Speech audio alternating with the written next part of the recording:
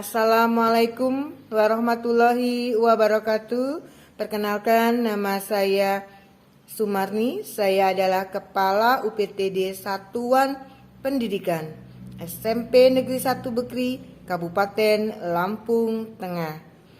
Judul video saya kali ini adalah Perisai Kudeka, Pembelajaran Berdiferensiasi Kurikulum Merdeka. Alhamdulillah tahun ini SMP Negeri 1 Bekri telah menerapkan implementasi kurikulum merdeka dengan opsi mandiri berubah.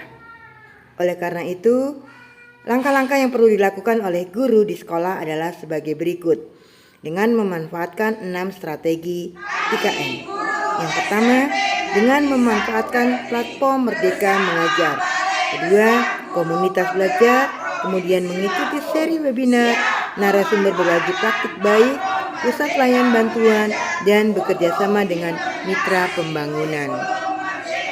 Keberhasilan pelaksanaan kurikulum merdeka tidak bisa lepas dari kontribusi masyarakat sebagai mitra. Telah kita ketahui, pembelajaran berdiferensiasi adalah pembelajaran yang mengakomodir kebutuhan belajar murid. Seorang guru memfasilitasi murid sesuai dengan kebutuhannya, karena setiap murid mempunyai karakteristik yang berbeda-beda, sehingga tidak bisa diberi perlakuan yang sama. Dalam penerapan pembelajaran berdiferensiasi, guru perlu memikirkan tindakan yang masuk akal yang nantinya akan diambil. Karena pembelajaran berdiferensiasi tidak berarti pembelajaran dengan memberikan perlakuan atau tindakan yang berbeda untuk setiap murid maupun pembelajaran yang membedakan antara murid yang pintar ataupun yang kurang pintar. Ciri-ciri atau karakteristik pembelajaran berdiferensiasi diantaranya lingkungan belajar mengundang murid untuk belajar. Kurikulum memiliki tujuan pembelajaran yang didefinisikan secara jelas. Terdapat penilaian berkelanjutan, guru menanggapi atau merespon kebutuhan belajar murid, serta manajemen kelas efektif. Untuk menerapkan pembelajaran berdiferensiasi di kelas, hal yang harus dilakukan oleh seorang guru. Di antaranya, yang pertama, melakukan pemetaan kebutuhan belajar berdasarkan 3 aspek, yaitu kesiapan belajar, minat belajar, dan profil belajar murid. Bisa dilakukan melalui interview, observasi, atau survei menggunakan angket dan lain-lain.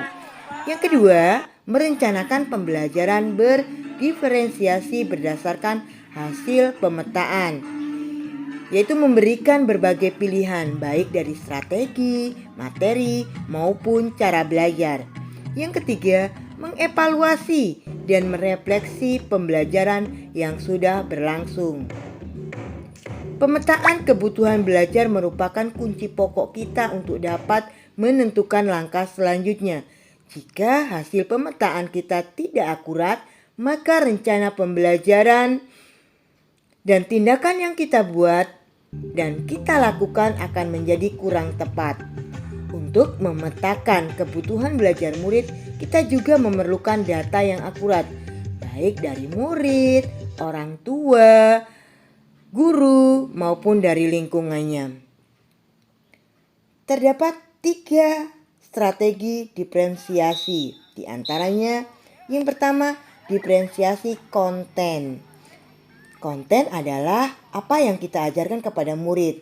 Konten dapat dibedakan sebagai tanggapan berbagai kesiapan, minat, profil belajar murid, maupun kombinasi dari ketiganya. Guru perlu menyediakan bahan dan alat sesuai dengan kebutuhan belajar murid. Yang kedua, diferensiasi proses. Proses ini mengacu pada bagaimana murid akan memahami atau memaknai apa yang dipelajari. Diferensiasi proses dapat dilakukan dengan cara yang pertama, menggunakan kegiatan berjenjang. Kedua, menyediakan pertanyaan pemandu atau tantangan yang perlu diselesaikan di sudut-sudut minat. Yang ketiga, membuat agenda individual untuk murid. Daftar tugas memvariasikan lama waktu yang murid dapat ambil untuk menyelesaikan tugas. Yang keempat, mengembangkan kegiatan bervariasi. Selanjutnya, yang ketiga adalah diferensiasi produk. Produk hasil belajar siswa atau murid bisa berupa karangan, pidato, membuat TikTok, poster di YouTube, rekaman suara, dan lain-lain. Produk yang diberikan meliputi yang pertama, memberikan tantangan dan keragaman atau variasi. Yang kedua, memberikan pilihan bagaimana setiap murid dapat mengeksplor atau mengekspresikan pembelajaran yang diinginkannya. Menerapkan konsep pembelajaran berdiferensiasi akan memberikan dampak besar bagi sekolah, kelas, dan siswa. Perlakuan pembelajaran berdiferensiasi diharapkan dapat merangsang anak dalam memaksimalkan penyerapan informasi pada pembelajaran. Dampak penerapan pembelajaran berdiferensiasi diantaranya setiap siswa dengan berbagai karakteristik merasa disambut dengan baik dan dihargai.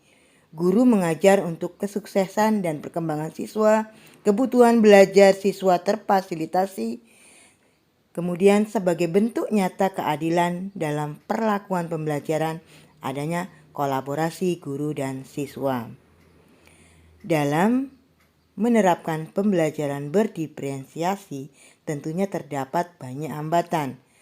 Guru hendaknya bersikap positif terhadap tantangan pembelajaran berdiferensiasi. Berikut adalah usaha-usaha yang dapat dilakukan untuk menghadapi tantangan tersebut.